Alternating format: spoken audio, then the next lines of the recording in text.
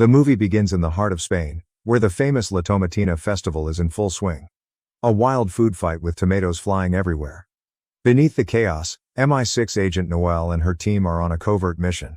They're tracking a dangerous Russian arms dealer named Viktor Gradov. To trace Gradov, the team uses Echelon, a top-secret surveillance system, but they're only authorized for a 60-second window. But something's wrong, the mission feels too easy. Soon, they realize it's a setup. Gradov's men attack Noelle's team one by one and things go south. During that brief access to Echelon, Gradov's operatives breach the system themselves. It turns out the arms dealer's goal was to hijack Echelon from the start. Fast, Noelle's team is completely wiped out. While Noelle tries to intervene, she's shot at close range. Injured and helpless, she watches as Gradov vanishes. Her entire team is killed in the ambush. Back in London, Prime Minister Sam prepares for a tense meeting with American President Will Derringer.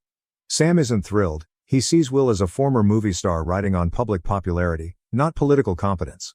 On the other hand, Will holds a grudge against Sam, believing he secretly supported his opponent during the US elections just because that candidate enjoyed fish and chips, a British staple. You're petty. You're just petty.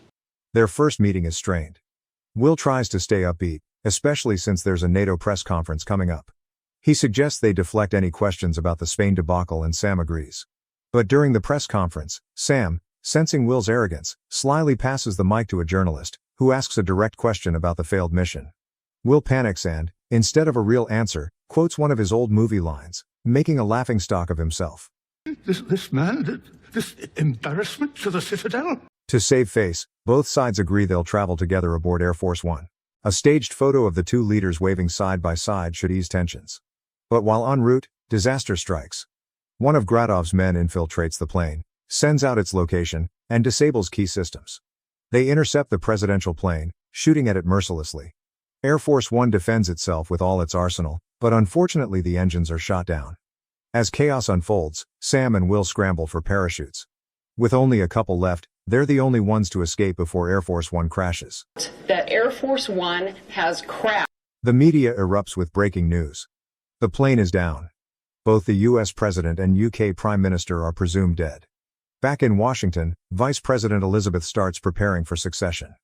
But unknown to the world, Sam and Will survive. They land in Belarus, a hostile region that is not friendly to Western leaders. Now stranded and on foot, the two leaders must navigate enemy territory and make their way to a US safehouse in Warsaw. Eventually, they try to hijack a car, only to be ambushed by local thugs. Sam uses his military training to fight back, while Will awkwardly mimics his old movie stunts. Just when it looks like they're finished, a mysterious woman intervenes, scaring off the attackers with a gun. She hides the two men among her flock of sheep and smuggles them across the border. Before saying goodbye in Poland, she reveals she knew Will's true identity all along but considered it an honor to help him. In Warsaw, they reach a CIA safe house where they're greeted by Marty, a young, over-enthusiastic field agent and a huge Will fan.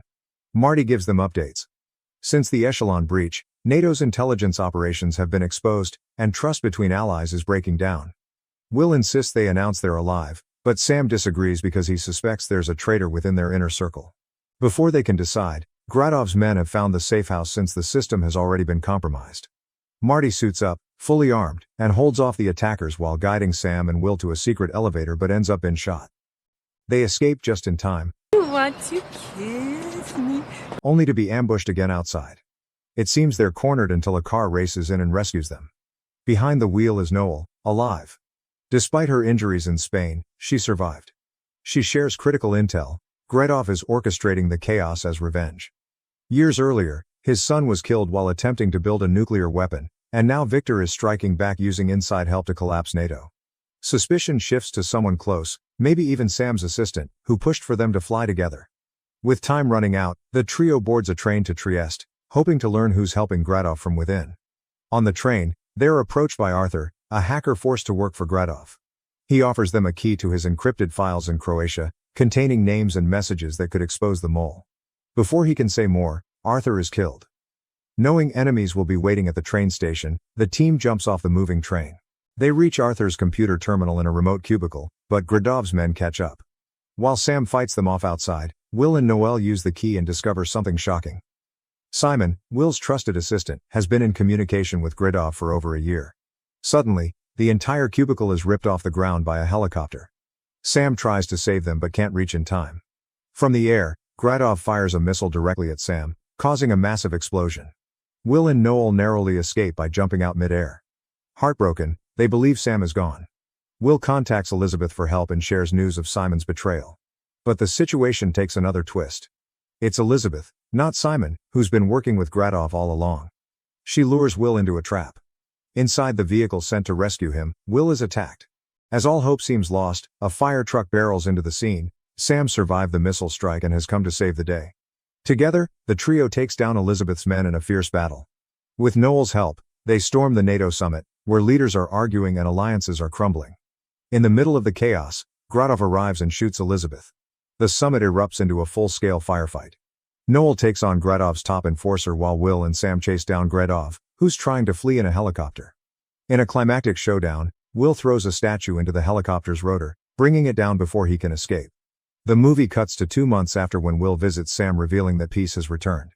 If you enjoyed this breakdown, don't forget to like the video, subscribe, and hit that notification bell as it really helps my channel. Thanks for watching, and I'll catch you in the next one.